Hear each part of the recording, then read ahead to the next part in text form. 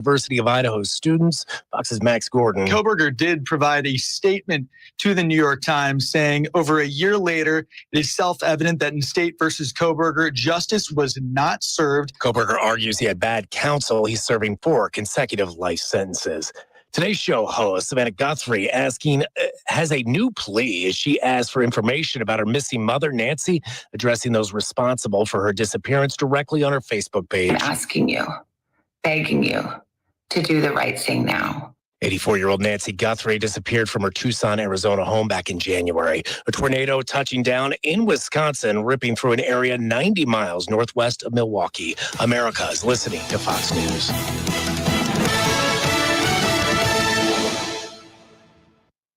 Some places play football. Virginia Tech lives it. Touchdown! In Blacksburg, maroon and orange combine to belt an anthem heard across the mountain. Fireworks light up the evening sky in Blacksburg. And on warm autumn nights, the earth will shake beneath your feet. It's a miracle in Blacksburg.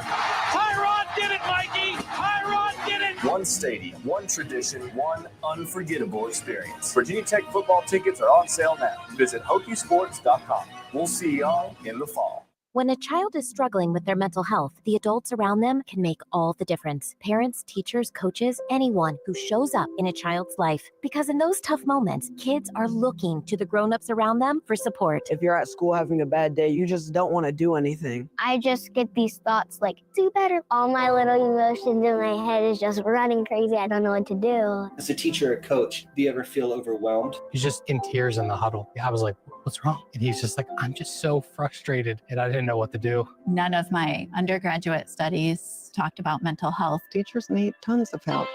That's why the Kids Mental Health Foundation provides free expert-developed tools and resources to help adults support the kids they care about. Having those resources is the same as the CPR class to me. We're trying to save a life here. Because when adults feel supported, kids do too. Kids Mental Health starts with us. Find free resources at kidsmentalhealthfoundation.org. America 250 is a great time to reflect on our country's past, present, and insane savings. BTRN's InsaneRadioDeals.com is celebrating 250 years of America with 25.0% off of everything. This includes savings on great local experiences and services like Aquatrek Adventures scuba classes and Concord Mechanical home maintenance services. The InsaneRadioDeals.com America 250 sale, 25.0% off of our entire inventory. Now until August 1st, you will not want to miss it.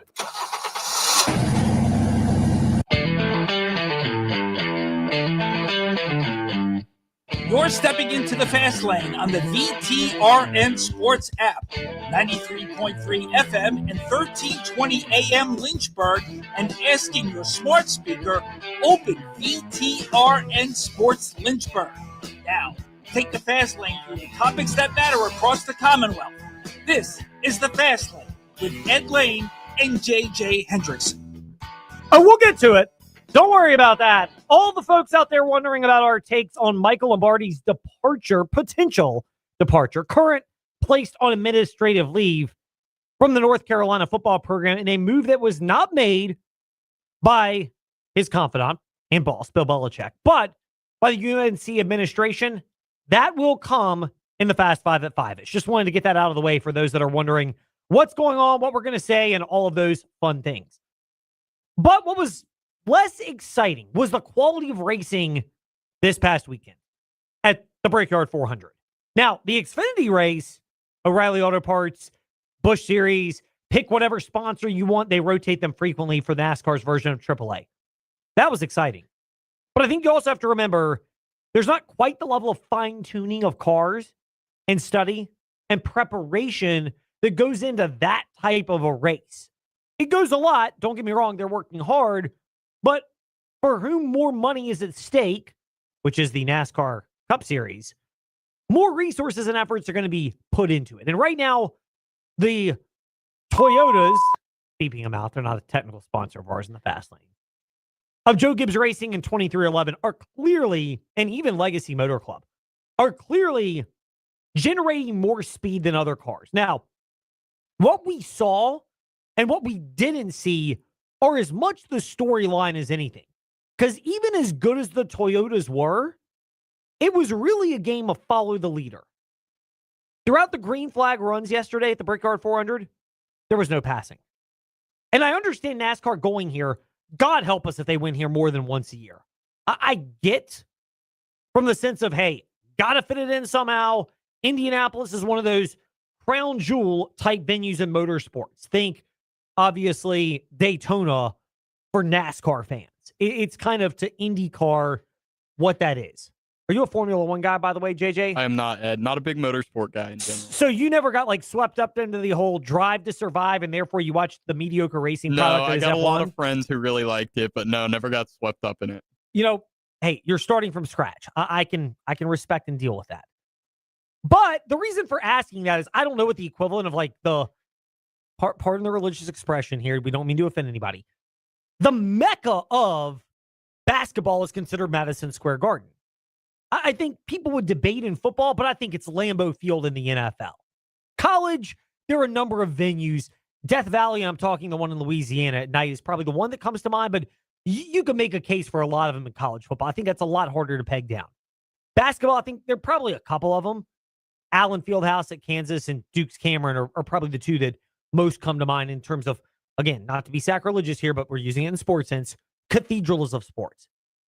When it comes to motorsports, there are two of them that I know of, Daytona and Indianapolis. So I get the value of racing at the Brickyard. But that being said, I mean, you're a casual fan of NASCAR, motorsports. And I'm being generous at that, JJ. Yes, you are. Would you want to see passing or just follow the leader like single file racing on 221 between Forest and Bedford where there's really not much passing lanes? Oh, I absolutely would want to see passing. I mean, it's a race after all. Isn't that what we're there for? Correct. And that's the answer I was hoping you would give. The reason why, though, for asking the question, that answer is diehard fans are going to follow the Brickyard 400 anyway, especially diehard NASCAR fans, but even motorsports, you'll pay attention to it. It's the casual fan. And for the casual fan, to be honest, you probably would have been best served taking in the race the way I did yesterday. I by the way, big props to TNT's NASCAR coverage. Marty Smith, Dale Jr., Jimmy Johnson, and then obviously what they put together in the booth, and Dale Jr. does that as well. But I think they and Amazon have brought really good coverage. And I like NBC's. They'll get it when NASCAR returns after this week, which is a bye week for Iowa and then Richmond in the ensuing races. But there's only so much you could do to jazz up the quality or lack thereof of racing yesterday. Again, not to take away from Corey Heim and his story. We'll get to that in a moment. But the quality of racing, like to the casual fan, that's what you want. And Christopher Bell, in speaking with frontstretch.com, and one of their reporters, Eric Schneck, will join us back half of covering the Commonwealth, but was blunt because he was in second and tried to get to the leader, Corey Heim, got to him a bit, but ultimately he needed a mistake because nobody was passing him. And then you could get down the pass more there against track. Nobody was going to pass unless there was a huge mistake. I love how emphatic Christopher Bell was about passing Corey Heim when he spoke with frontstretch.com. You may not have heard the question as it was asked, but it doesn't matter how fast you were, nobody's passing. Not exactly an endorsement of, hey, this might get better. And then here's even less of an endorsement. I've been Indy for whatever, it's been 3 years since we've been coming here. The Xfinity cars race really good.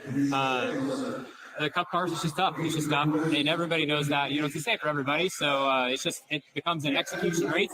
67, I can execute it well. It becomes an execution race. That's another way of saying, can you execute on pit road with the right strategy and the right fast pit stops to get out ahead? Because once you're out on the racetrack, there's not much passing. And Christopher Bell's not the only one who said it. Even Carson Hocevar, more on him in a moment with Corey Heim, because he had a funny incident. Childish, but let me rephrase it. Maybe not funny. Entertaining incident. Carson Hocevar had this to say about passing when he spoke with Bob Pockrass after the race. Yeah, it's just obviously really difficult to pass. I felt like I either need more draft down the straightaway, or we need more draft down the straightaway so we can IndyCar it and get a bigger run and turn left on somebody if you get a little bit of a run, or we need to slow down way more in the corner and be able to, kind of get off the bottom or something. But I don't know what that is. At times I'm like, I'm going to get a run, and I just run on a straightaway. That's not exactly encouraging. So you have two different drivers in emphatically speaking about the difficulty of passing. Again, I get going to the Brickyard for one race because it's deemed to be a crown jewel, and you want to find a way to rope it into the rotation. But for a NASCAR racing product that actually is pretty good on intermediates, it's not very good at this particular venue, and it never really has been. I don't know. I know it's the Brickyard 400. Shorten the thing up to 300 and call it a day.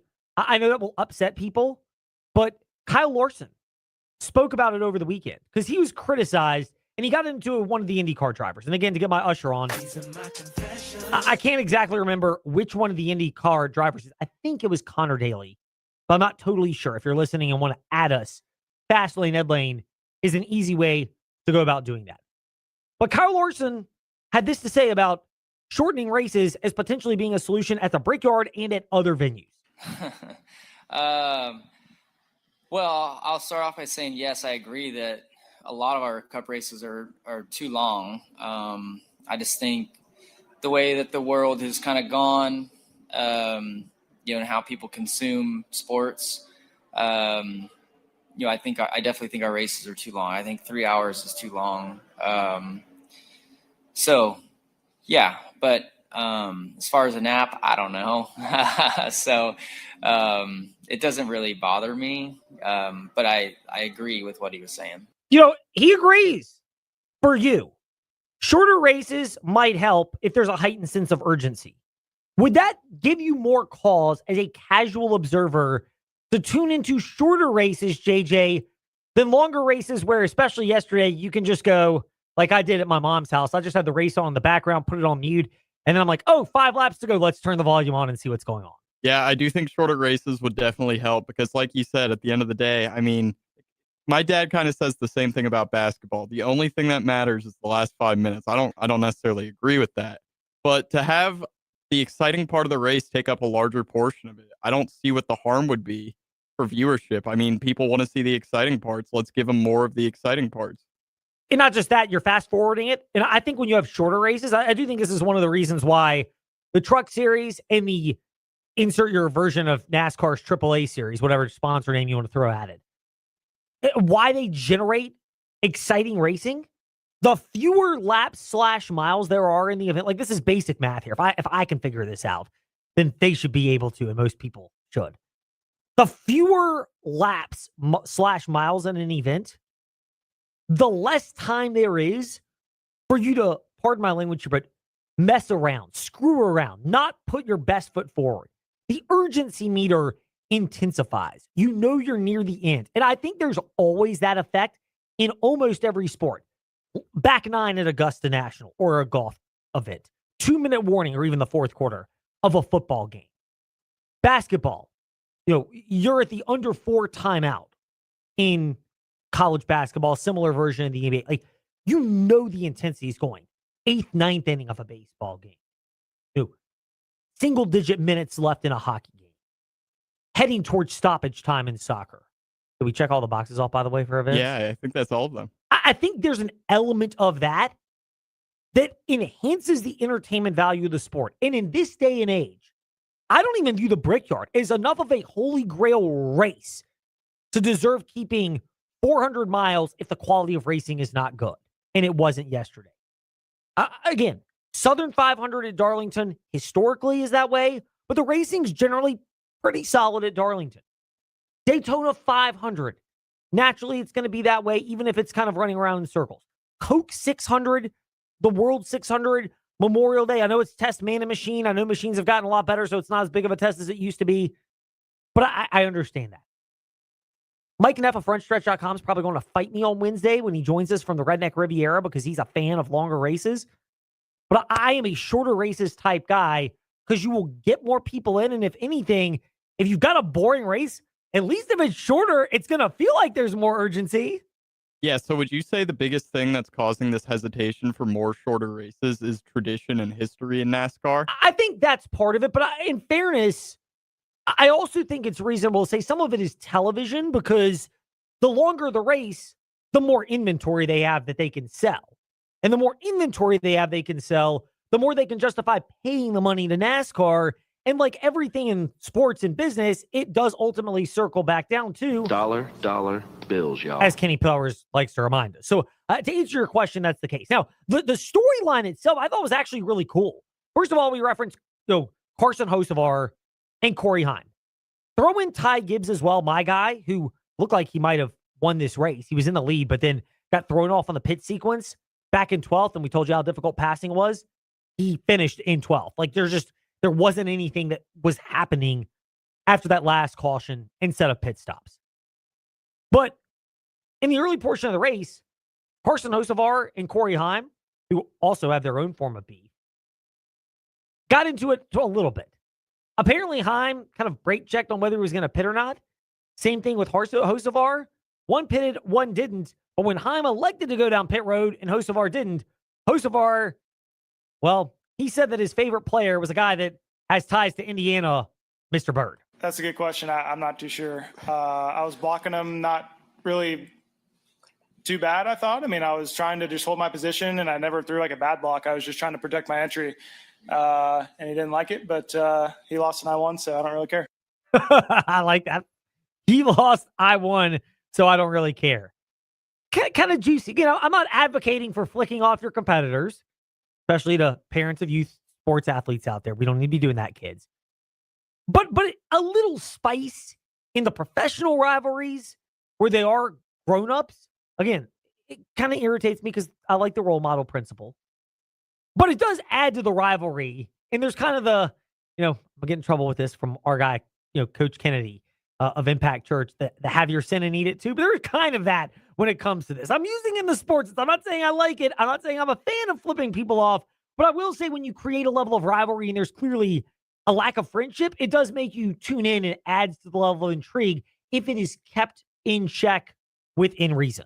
Yeah, as a casual viewer, I mean, just hearing you talk about that makes me more interested in the story. Anytime there's drama between two guys, some bad blood boiling, that's what makes me want to tune into sports. I mean, you think about all the great rivalries in sports, what we like is the bad blood. So, like you said, to an extent, you want them to be role models, but I like this. I like a bit of spice in the sport. I do too. It's fun. It's cool and it's exciting. Meanwhile, the spice also comes from the fact that, like, this guy, Corey Heim's really good. He's running a part-time schedule this year, but he's won a couple of Truck Series championships to my guy, Ty Gibbs. If he and Ty Gibbs did not have a feud, Heim, who has driven Toyota for his tenure in NASCAR, would probably be at Joe Gibbs Racing. Let's call a spade a spade. But he's not, and Chase Briscoe isn't. Briscoe's acquitted himself fairly well, so I get it. Briscoe made the final four of NASCAR's playoffs last year, and he won races in the process. He's been a more than adequate driver, but maybe not elite. But Chase Briscoe wouldn't be in there. It'd be Corey Heim, who's deemed by many to be a once-in-a-generation prospect. Instead, Heim is running part-time because Michael Jordan and Denny Hamlin, 23XI Racing, are not yet ready, or we're not, when planning for this season, we're not yet ready to add a third full-time car. So Riley Herbst has run a little bit. Corey Heim has run some. Bubba Wallace and Tyler Reddick are their full-time drivers. Wallace, let's be real, he's underachieved a bit this year, but he brings a lot of sponsorship. Reddick, not on that level, but Reddick, he's won 5 races this year, including the first 3 in a row. So he's been good. And his victories have gotten Michael Jordan into the spotlight, including the 60 Minutes piece or CBS This Morning or whatever it is. So there's that. Then you factor in the element of Heim, who's already won twice in a part-time capacity, granted a pretty high-end ride, and the manufacturer that's got the most speed in NASCAR, but clearly seems to have a mature presence about him. Man, it's been a heck of a few years really leading up to this point. So really just, I know everyone dreams about being able to do this and to be able to execute today and just do everything right and beat a lot of guys that haven't done it before and wanted to kiss the bricks today is a really cool feeling. Understands that people are gunning for him. And here's the other thing. Joey Logano had this to say with Bob Pockrass after the race. Pockrass is with Fox Sports, by the way, for clarification. But Joey Logano had this to say about Heim. And Logano's won a couple of NASCAR championships. And a lot of people called Logano sliced bread. Like the greatest thing since sliced bread. That's kind of what his nickname was back in the day. Here's Logano's praise for Corey Heim. Different team, different manufacturer, but not holding back optimism. Yeah, he's got it. We're going to be battling him forever. He'll be here longer than me. He's a lot younger than me, but he'll be here the whole time. just a solid race car driver. Does the right things, doesn't get over his skis, doesn't get nervous, doesn't look like. He just executes really well. I don't know how old he is, and he's fairly young, but he's not like a teenager anymore. It's like he's got some good experience and good head on his shoulders. And he's got fast race cars right now, and they capitalize. So, yeah, good for him. Corey Heim just turned 24, July 5th. Basically splits my wife and my twins' birthdays, by the way. But Joey Logano, high praise for Corey Heim. He's going to be here a while, a lot longer. We're going to be contending for them for a while. I think that's the thing when you view a driver in his trips to victory lane as not going to be the case every week, but it's inevitable that he's going to be there. That is high praise as well. Meanwhile, high praise, not quite in the form of a Super Bowl, but the best alternative, it's a story we missed last week, but used to kick off. It's time for Fast Five at 5-ish. 5-ish minutes on 5 relevant topics done around 5 p.m.-ish. Ish, because our counting skills are kinda ish. Let's start with number 5. So the Carolina Panthers and the city of Charlotte are tag teaming for $1.3 billion in stadium renovations and upgrades to the Panthers Stadium down in Charlotte, North Carolina. It's not Farmers Bank of Appomattox Stadium. It's another bank. So we're just going to call it another stadium down in Charlotte. Not Farmers Bank Stadium. But Roger Goodell was down there and dodged David Tepper, the Panthers owner, suggesting that the city should be considered for a Super Bowl. These upgrades do not make this facility a domed venue, which is one of the prerequisites. Not to mention the fact that the ACC championship game has been moved from a Saturday night to a Saturday at noon game in early December for football because it's often rainy, musty, misty, and cold in Charlotte during the winter months. It's not immune to typical winter weather. But Roger Goodell offered a suggestion, the NFL draft. I tend to believe that in places like Cleveland, Buffalo, we already know about Washington, Charlotte as well. If you're investing in stadium upgrades and or a new stadium to get more luxury suites, to get more public financing for privatized profits, which the NFL can share amongst its 32 owners, Roger Goodell is going to use that as a reward. Can't give you the Super Bowl, but we'll give you the NFL draft, which is the next best thing, and brings about 800,000 or so people to a given city, as it seems to be kind of the growing average from places like Green Bay, Pittsburgh, Detroit, Philadelphia, Tennessee, Dallas, and others in recent memory. Yeah, I do like that Goodell's willing to give them the draft. I mean, Charlotte, it's not the biggest market in the NFL, let's be real, and the stadium isn't stellar, but to have the draft there, it's going to bring attention to the franchise, and at the end of the day, that's what they want. They want attention, they want money, and the draft's not going to bring, obviously, the same extent as the Super Bowl, but that will definitely bring some of both of those to the city. Speaking of the NFL, more on this with Madam President of Bowie TV Sports, Candy Waller, who will join us in the back half of part 1 of covering the Commonwealth. But number 4, the Washington Commanders issued a press release at the beginning of the day. We are parting ways with tight ends coach Ben Steele. The team will have no further comment at this time. Clearly something happened. And sure enough, it was reports. Now it's according to public record in Virginia. Former Commanders tight end coach Ben Steele was arrested on suspicion of driving while intoxicated on June 7th in Loudoun County, according to Virginia court record. Once again, you are in a highly lucrative profession. You have plenty of dollar bills, y'all. And yet you are driving intoxicated. It is your latest reminder, and this did occur in Virginia, where Trost Law can serve you. There are people out there that make these poor decisions despite their lucrative financial situations. And I'm not saying that we're all saints in the world, but this is the rideshare era where your excuses have been mitigated. Pay $100 for rideshare premium hours versus $10,000 plus for legal services, not to mention the damage and harm it could cause. I think if you're the Commanders, not to mention it's the tight ends coach, not the head coach or higher position coach, seemed like an easy call. Yeah, I agree. He must have been hanging out with Tony Romo some as that was going on. But look, swapping inside info. Looking at the tight end staff, I mean, with Okonkwo, Bates, and Sinnott, they've got not even 3,000 receiving yards combined between the three of them. So this is a very underexperienced staff, and having to get a new tight end coach, this close to training camp, makes me a little nervous for the Commanders. But at the end of the day, with an offense like this, I feel like he had to go. He did. We'll get into that a little bit more with Candy Waller, Madam President of Bowie TV Sports, in just a bit. But speaking of probably going, Number 3. I do want to get more information before fully commenting on this, but North Carolina GM Michael Lombardi, who, look, in full disclosure, friend of ours here in the Fast Lane, he's been great to us, but by all accounts, hasn't shown that level of quality in terms of the ability to interact with people in Chapel Hill. He has now been placed on paid leave, effective immediately, and this was released not by the UNC football or athletics department, but instead by UNC, the school's vice chancellor for communications and marketing, Dean Stoyer. I think inevitably he's probably not going to end up having a job here. It's deemed to be, quote, an HR issue, end quote.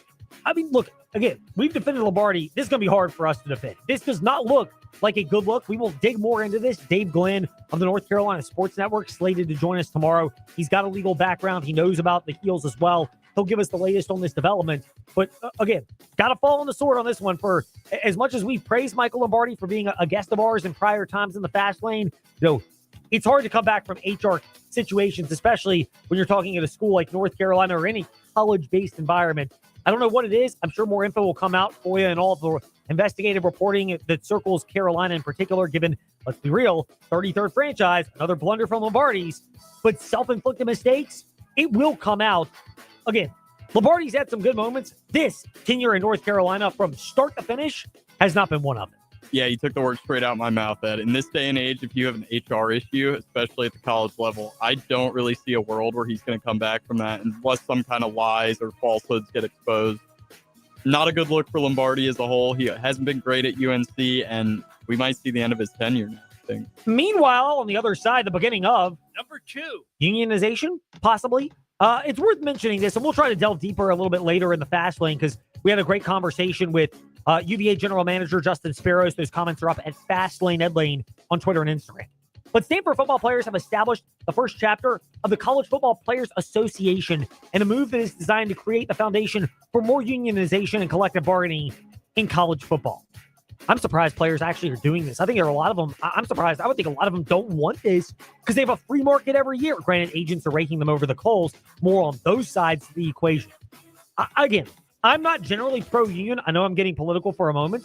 I'm not generally pro-union in most things in the non-sports world.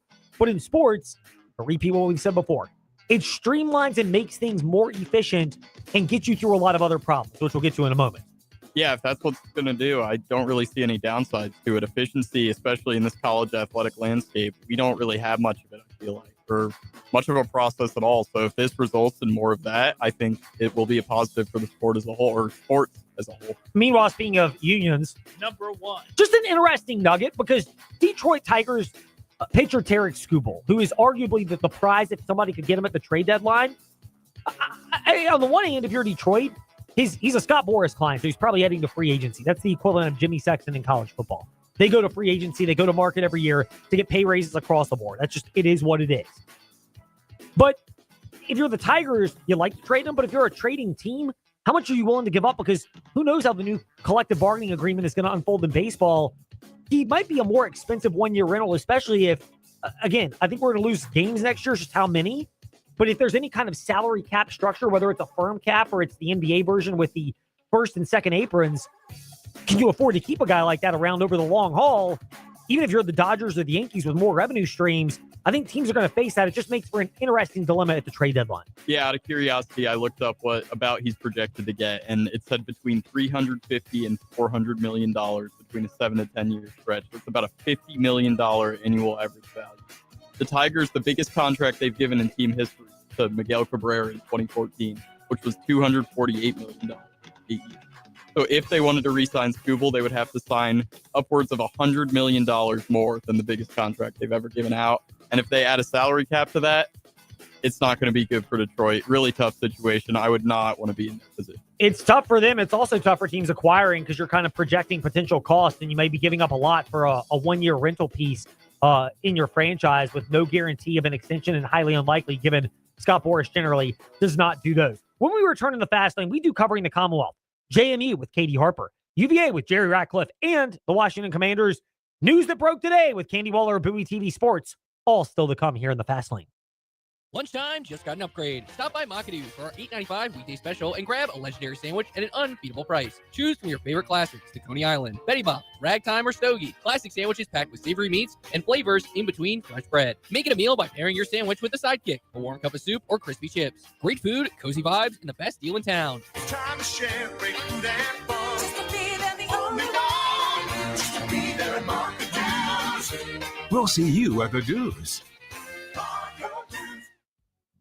Learning for your family isn't just a school year thing. This summer, teach smart money habits that last a lifetime. Open a youth or basic savings account at Farmers Bank and help build a strong financial future from the start.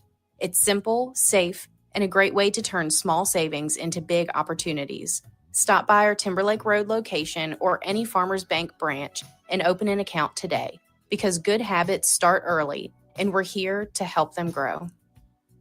Hey, small to medium business owners, if you're frustrated with slow IT support, high costs, or paying for services you just don't use, it's time for a change. Hi, I'm Colt with We Fix Stupid Computers. We provide reliable on-site and remote support tailored for businesses just like yours. And we go beyond just fixing problems. We empower your staff with real tech knowledge so they can work smarter every day. From repairs to training to full IT support, we save you time, stress, and money. Call We Fix Stupid Computers, 434-525-8590, where smart support meets real savings. Tired of juggling 5 different numbers for your home's essential systems? Concord Mechanical is your true one-stop shop.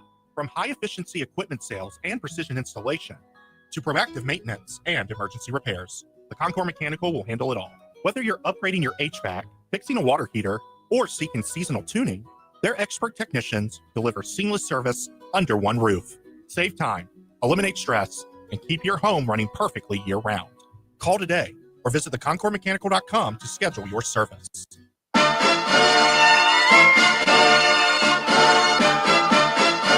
Come join the chat or give us a piece of your mind. JJ Hendrickson 27 and Fastlane Ed Lane on Facebook, Twitter, and Instagram. She is covering the JMU Dukes, and she's filling in for Shane Metlin admirably. We already know it'll be good. To kick off part 1 of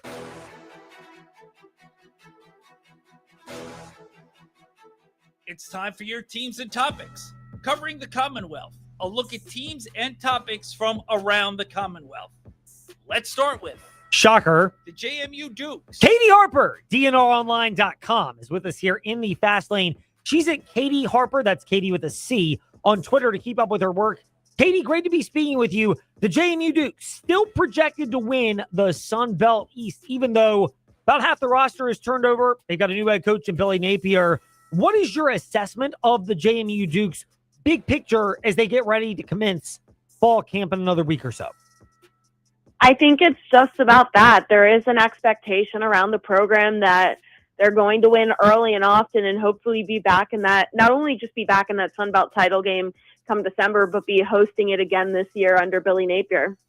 You have an article up. JMU football has faith in a new look offensive line. We highlight that because when you're breaking in a new quarterback, you've lost one of your top running backs. They get George Pettaway back, but they lost Wayne Knight, who followed Bob Chesney to UCLA. It would seem the offensive line is going to be looked to be the stabilizing force. They seem confident in it. Are you as confident as the coaching staff happen to be? I think so. Having seen them out at spring practice, it's a very big group, and they're all very tall, and they fit that build of being an FBS offensive line. And I think it's hard to ignore what they're capable of when the coaching staff is as pleased with them and as hopeful as they are with that group. And it all kind of starts with center Zach Greenberg coming back for another season and his leadership, along with Tyler Brown, who's very familiar with the coaching staff despite being new to JMU. It's just a really interesting group to see come together, but I think there is a lot of reason to be confident in what they can do. Katie Harper on Twitter, that's Katie with a C. She's also at DNRonline.com, and she is joining us today in the Fast Lane. We are at Fast Lane Ed Lane on all of our socials and however you listen to podcasts if you have not joined us live on the VTRN Sports app. You had a great point in your most recent Purple and Bold podcast with Shane Metlin about Davi Belfort being the one quarterback that has transitioned away from that position off of the quarterback spot. So now you've got a three-person battle going into fall camp. What does that development say about what you believe the coaching staff at JMU would like to see and what they are emphasizing heading into that first fall practice? Yeah, I think a lot of it is tied to that offensive line with how tall that group has gotten. You need a quarterback that can see over them and can play over them. And that isn't to discredit Davi Belfort, but he's listed on the roster at about 5'10" when Camden Coleman is 6'3", Arrington Maiden is 6'3", and JC Evans is pushing 6'5". There was just a clear difference in kind of the size there. So I think the coaching staff is placing an emphasis on wanting a big quarterback that is capable not only in the passing game, but can also, spread the game out and run when they need to as well. Phenomenal insight from Katie Harper with a C. We say that because Katie Harper is the Twitter handle, and that's Katie with a C. She's also at dnronline.com, and we're at Fastlane Edlane. However you want to get at us. Katie, thank you for pinch hitting for Shane Outland today in the Fast Lane. He has now been forewarned his fight might be in jeopardy. Thanks for having me.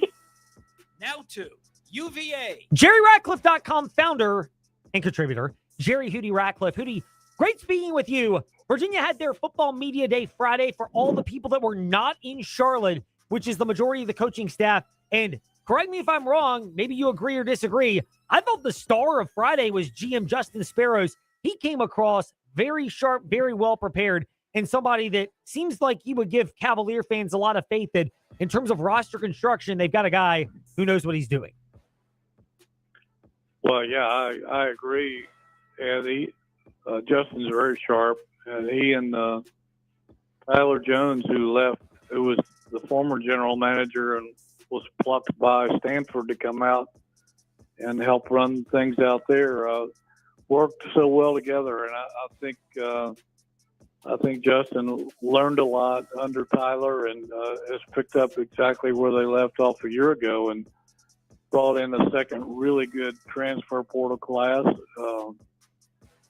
Justin works tirelessly, and he's on top of every movement that's made by the NCAA or anybody else concerning the rapid changing times of college football. So, I've always been impressed with him and continued to be during Friday's event. How much more did he show you and those of us with whom he spoke about the ability to really kind of sift through a lot of the, let's just call it BS, a lot of the stuff that goes into trying to acquire a modern player, what's real and what's not? Yeah, I mean, he cuts to the chase. He doesn't throw a lot of bull feathers around. He lets you know exactly what the process is and explains things in simple terminology so the regular fans don't get bewildered by all the technicalities of the portal and NIL and all that stuff. So he has a really good grip on it and has a knack for being able to explain it and break it down. And again, he is so sharp. He stays in tune with every move that's made, and they change the goalposts, it seems like, every month. So he has to be pretty sharp just to stay up with all that. Someone who is very sharp is Jerry Ratcliffe. Just put a .com to get his analysis as he's with us here in the Fast Lane. Hootie, last one for you. Were you as aware the level of competition that Virginia faced and ultimately held off to acquire their starting quarterback, Beau Pribula? I knew it was pretty hotly contested.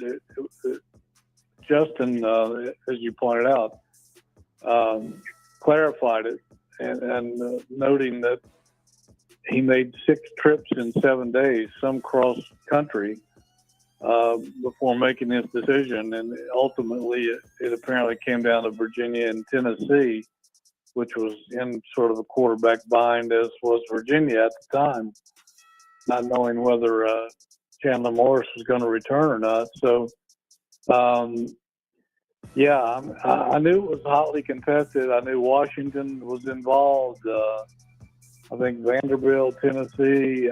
I'm not sure all the schools, but he was all over the map in trying to decide where to play. And Virginia was lucky to come up with him because he was late in the portal process, in terms of choosing a school, and with a lot of people trying to land him.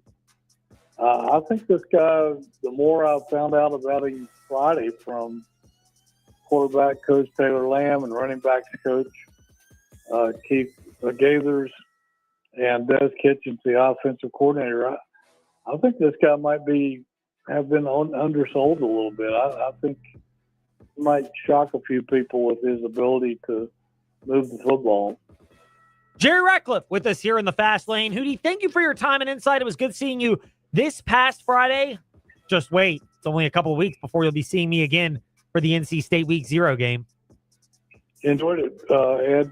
It's always nice sitting down and talking to you. Now to, just for you haters, left hand up the Commanders. Well, it seemed like it was going to be a relatively uneventful start to training camp for the Washington Commanders. And then today happened. Washington Commanders parting ways with tight ends coach Ben Steele, as now information has come out that he was arrested June 7th. Public records have shown that. In Loudoun County, Virginia, we, of course, remind you that's why you need Trost Law on your side in case you're involved in a situation or the victim of someone who has been driving under the influence of alcohol. We have to get that disclaimer out of the way. Candy Waller, Madam President of Bowie TV Sports, with us here in the Fast Lane. Seawall, first of all, always glad to catch up with you. We pray you and your family are well. Second of all, you have a level of insight into this. I don't normally do this. It's not the right talk show thing to do, except in a spot like this. Blank canvas on this development. Yeah, I mean, and I hope you all can hear me. I am traveling the highways and byways out to Ashburn now, actually. And so this was an interesting development that happened. What I can share is I know I had not seen Coach Steele in a while, or I guess I should just go with Ben Steele now. I had not seen him. And when the Commanders, when we had our media availability with the offensive coaches, I had asked about Coach Steele, and, the response back was he had a conflict because he was not present, and that was definitely one of the coaches I, of course, wanted to speak to because he was new to the team. But I just still never saw him after that. I asked for our photographer to capture a picture of Wes Welker working with the tight ends because during mandatory minicamp, that is what I consistently saw. And I said, well, wait a minute. Coach Steele is still not here. And Wes Welker has been working a lot with the tight ends. So it was one of those things where it was a use your clues moment. Okay, something really is not right here. And and a number of things could happen, right? Someone could be ill or something could have happened. But now we know exactly where Ben Steele was, given that he was out and now no longer with the team. That answers a lot of questions in terms of this. For the Washington Commanders, this happened back in June. They acted on it today. Was this a matter of waiting for the legal system to go through its process? What's the gap between when this news broke over a month ago and now the announcement coming out on the heels of training camp beginning? I think it was a little bit of both. The legal system doing what it needed to do, and just the reality that he wasn't going to return, and they need a coach there for training camp. And since this wasn't all cleared up, buttoned up before training camp, hey, you got to part ways with them, especially with, something of this nature. This team has very high standards on and off the field for all of their staff, not just players. So if they want to continue to lead by example, then they had to make a move like this before training camp. We must bring this up on two fronts with Candy Waller, Madam President of Bowie TV Sports. One front is this. You mentioned the high standards. How much of the Washington Commanders making this move, even if it puts them in a very competitive, precarious spot, is an effort to continue to show their fan base and everyone around the NFL and the sports and life world that this is not being run the same way as it was previously? I think it's 110% that, Ed. This is just not the previous culture. It is not. They are going to act promptly, and maybe, because this wasn't necessarily prompt. Of course, there are going to be members of the media like myself and others that are going to say, okay, Coach Steele still is not here. we're going to Google them or we're going to see what's going on, and we could have found out. So it was, needing to get ahead of it before it did become a thing, and also a distraction for training camp. They also mentioned that they will not have any further comment. Again, that goes back to the notion of not having to answer a bunch of questions from, all of us with the media, and wanting it to just be done over with and focusing on football. So I definitely think that this is a sign yet again of, hey, this is not the old regime. This is not the old ownership group or just the old culture overall. This is a new day, continue to be a new day in Ashburn. Candy Waller, Madam President, Bowie TV Sports, with us in the Fast Lane. Seawall, thank you for joining us today in the Fast Lane. We'll get to the next question about how all this impacts the Commanders next week, as we will be in the throes of looking at what's going on the field in Ashburn. Absolutely. Thank you so much, and I'll talk to you guys again soon. Our boots on the ground in D.C., Madam President, Bowie TV Sports, Candy Waller with us here to wrap up part one of covering the Commonwealth. When we return, Hill City Howlers, also NASCAR, and Virginia Tech. Still to come here in the Fast Lane. Mark Dalton here with the Terry Auto Group. If you don't love your car, then you're simply just driving the wrong one. At Terry Volkswagen, Terry Subaru, Terry Auto Outlet, and the Terry Clearance Center, we've got the perfect new or used car for you. We make your car buying experience easy. Need help with imperfect credit? No problem. Our team works hard to get you approved and back on the road. Because when you shop at Terry, you drive away happy. Visit us at any of our 4 locations or online at terryautogroup.com. Terry Auto Group. You'll love our cars. Big transitions feel like big hurdles. That's why Central Virginia Counseling has 2 dynamic 6-week summer groups for rising 6th and 9th graders packed with essential life skills. Each week targets a new skill for success, tools like organization, time management, task initiation, anxiety reduction techniques, and skills for making friends and communicating well. Through peer connection and expert guidance, students will gain tools to feel capable, connected, and ready for day one. Visit us on Timberlake Road or Wigington Road in Lynchburg, or at centralvirginiacounseling.com to learn more. When you walk into Haley's, you see the size and selection of a big box store. Over 19,000 square feet of appliances and mattresses. Leading appliances like KitchenAid, Whirlpool, Maytag, Genair, Speed Queen, GE, and Monogram. And mattresses like Sealy, Serta, and Tempur-Pedic. So what's the difference? A family, locally owned business. And a staff committed to servicing you over the entire life of the product. That means before, during, and well after your purchase. Visit Haley's today, just off Ward Road in Lynchburg. Haley's, quality that counts.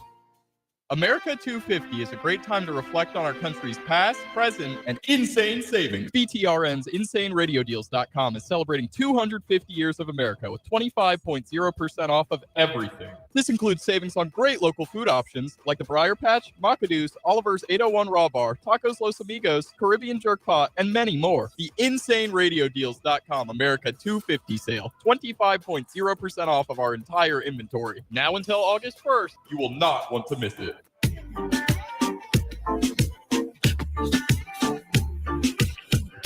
Come join the chat or give us a piece of your mind.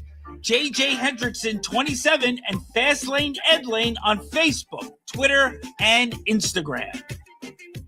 Well, we're back here in the Fast Lane. Meanwhile, speaking of being back, are the Hill City Howlers back? It has not been a full-fledged weekend of domination, but they've continued to make improvements. They split with Delmarva over the weekend. They had a big emotional victory, stunning Delmarva on Saturday as well. Somebody who can tell us more about that kicks up part 2 of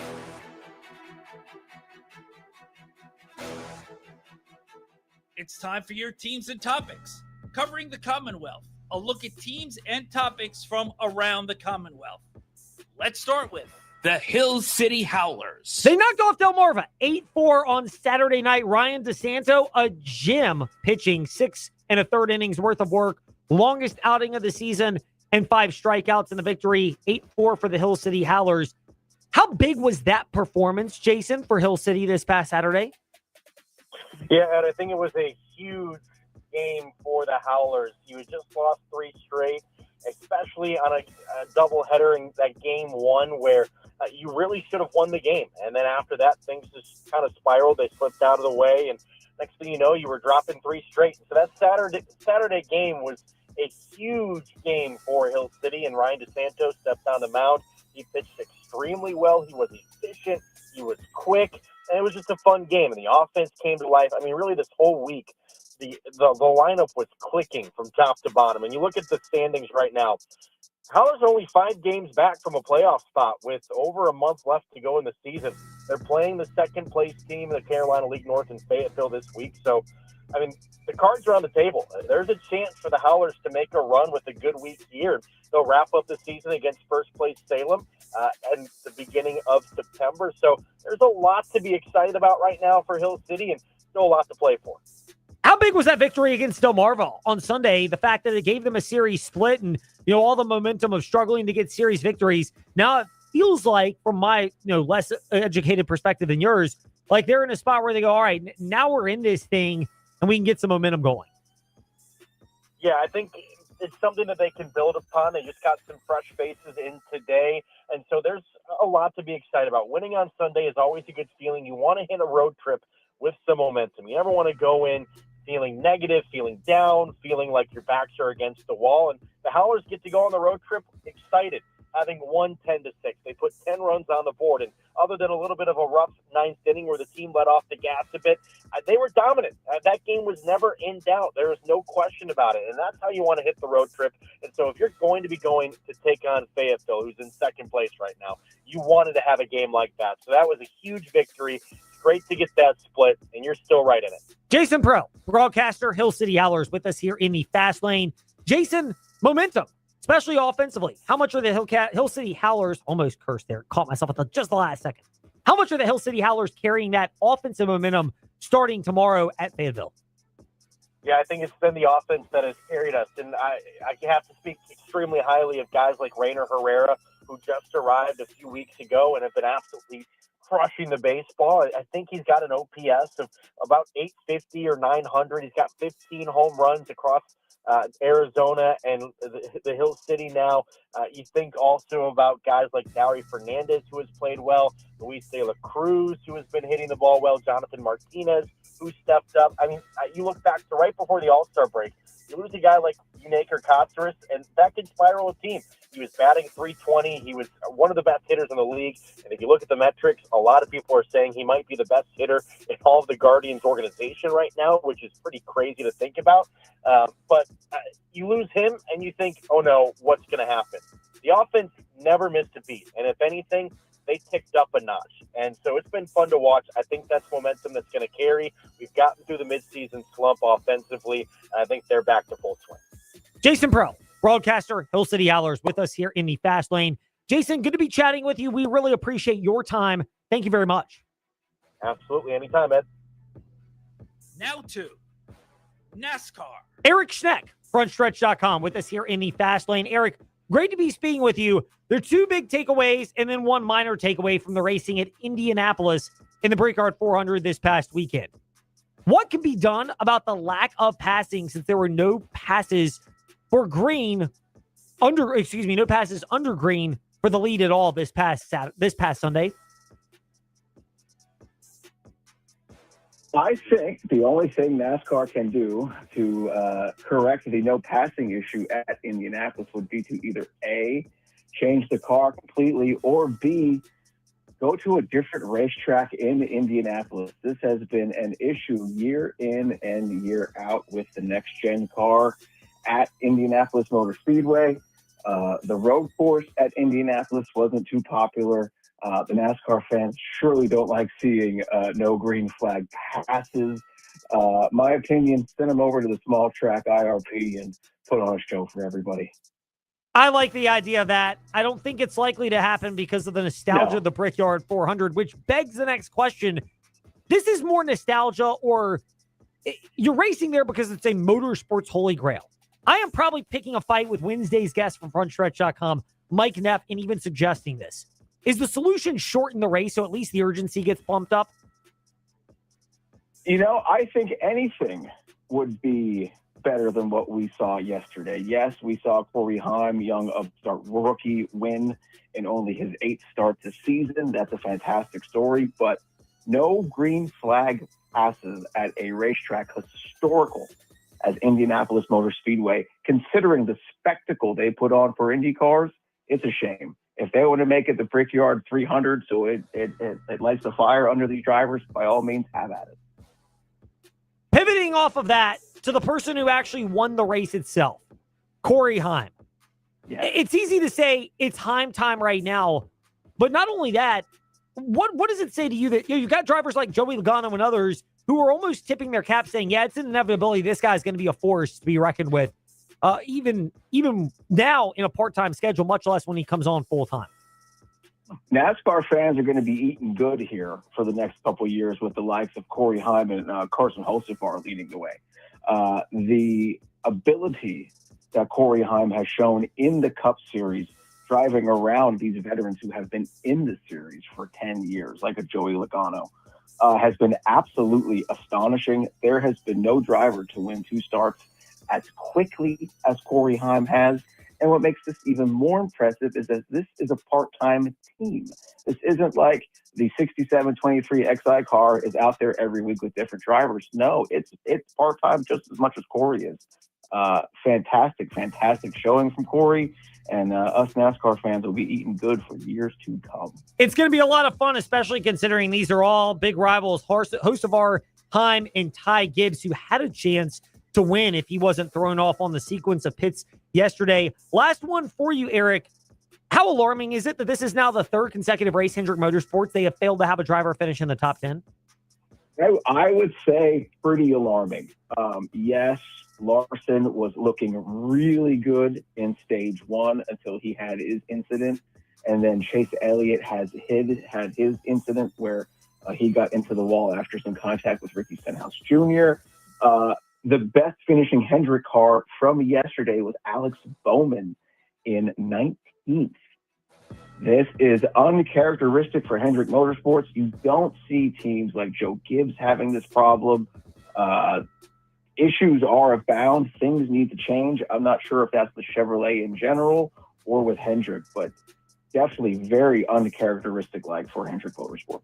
Eric Schneck, frontstretch.com.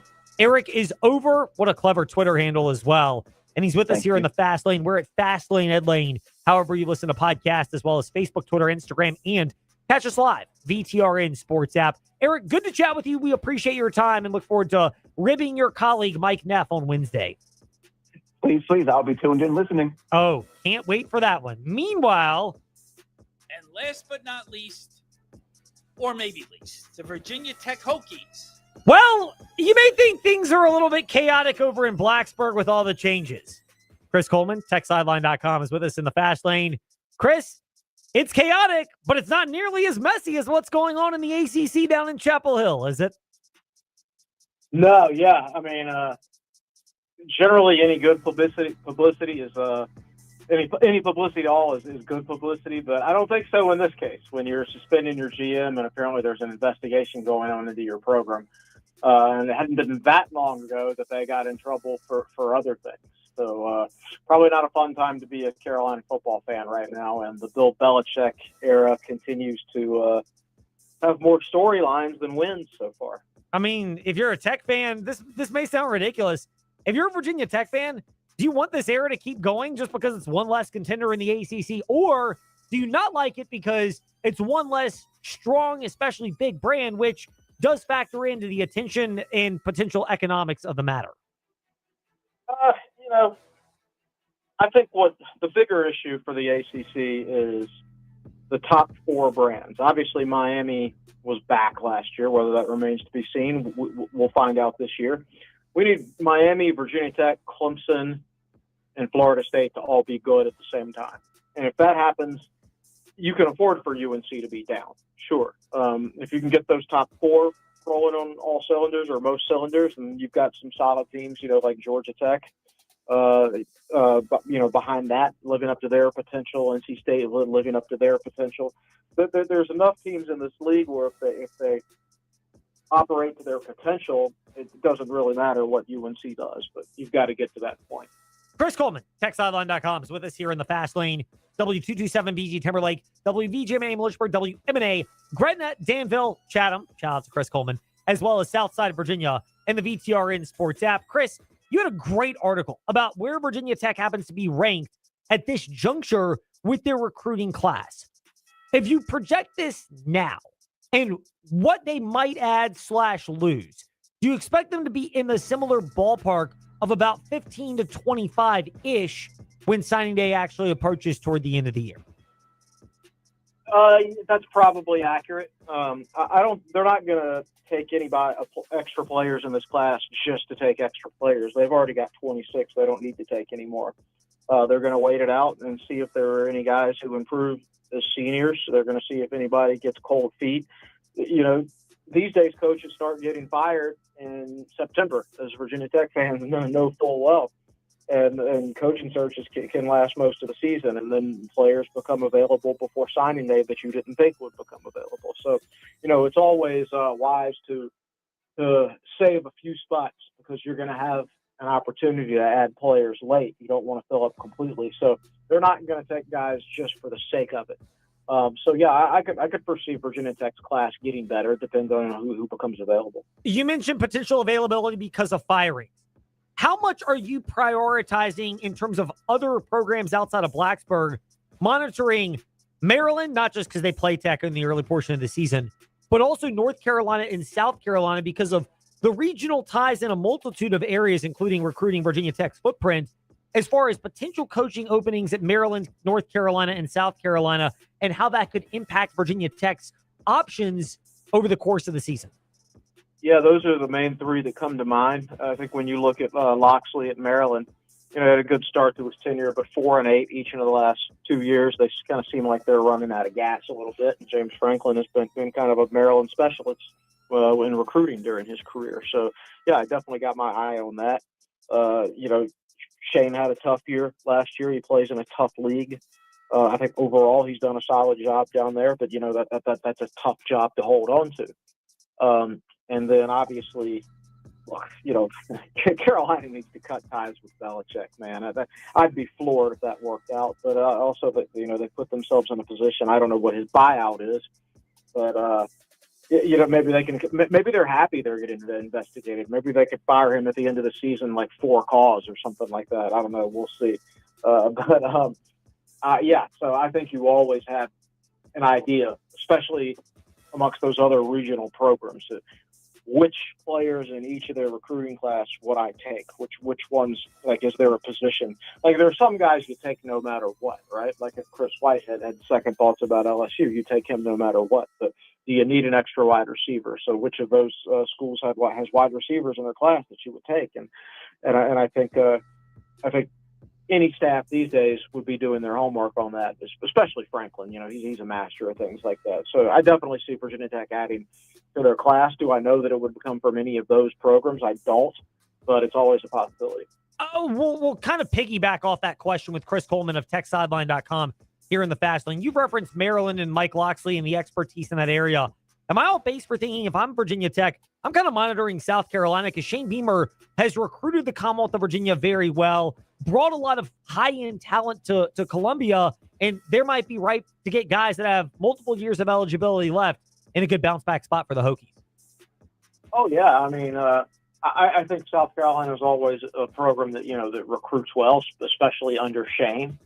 And they share a lot of the same recruiting areas. You know, I'm sitting here looking at their commit list right now, and their top 3 players are from North Carolina. A couple of guys from Cornelius, a guy from Fayetteville. They've got a 4-star wide receiver from Pennsylvania, Rollsville, North Carolina, Richmond, Virginia, Georgia, Florida, Tennessee, you know, a bunch of guys who are in Virginia Tech's region, you know, so I'm sure, you know, Virginia Tech offered a number of these players. So I think Virginia Tech would already have a full scouting report on all these guys and would probably know where they stand with these guys if they were to decommit. But, you know, you've got to sit back and see how the season goes. That is worth monitoring, much like it is the insight from Chris Coleman at TechSideline.com. Chris, we'll wrap it up on this one. Are the real takeaways for Virginia Tech fans from your article about where Virginia Tech happens to fit in the current recruiting rankings? Is the biggest takeaway the fact that they don't necessarily have the high-end talent of like a Miami, but it's clear that Franklin is helping and has a plan to upgrade the base of the talent, which is the starting spot? Yeah, he's got a couple of, a few unanimous 4-star recruits. some consensus 4-star recruits and several guys that are 4-star recruits by one of the three services. So like maybe half this class or maybe a little more are recruited or 4-star recruits by at least one service. So I definitely see the overall talent level rising. I'm not big into the star rankings on an individual basis, but I am. But when you look at it on a macro level, I think if you recruit at this level year after year after year, then you put yourself in a better position to win. And I think that's what Franklin is in the process of doing at Tech. Chris Coleman, TSL. That's his Twitter account, TechSideline.com, the way to connect with him. Chris, always love catching up with you. We are grateful for your time. Again, thank you for joining us, and we will chat again soon. Hey, thanks. I appreciate it, buddy. Our pleasure. Chris Coleman, TechSideline.com. With us here to wrap up the Fast Lane, W227BG Timberlake, WVJM Lynchburg, WMNA, Gretna Danville Southside. Now on to Freddie and Harry in progress. Feel like was a major